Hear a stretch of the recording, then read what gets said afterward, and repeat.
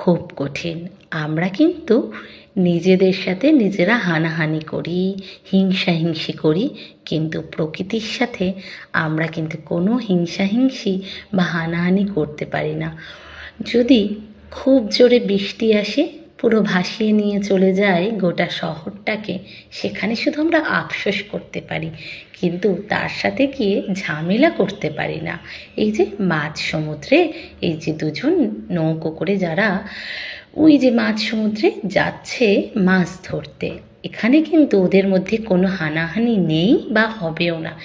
এই জায়গায় ওরা যাচ্ছে উপার্জন করতে, এখানে কিন্তু দুজনেই দুজনকে রক্ষা করার চেষ্টা করবে। কিন্তু যখনই ওরা ডাঙায় ফেরত আসবে, তখনই নিজেদের মধ্যে কী নিয়ে হানাহানি করবে জানো? বলবে তোর থেকে বেশি আমি মাছ ধরেছিলাম, তুই কম ধরেছিলিস। হ্যাঁ, এটা একটা ছোট্ট উদাহরণ দিলাম। তাই আমরা কিন্তু প্রকৃতির সাথে কেউ ঝামেলা করতে পারি না।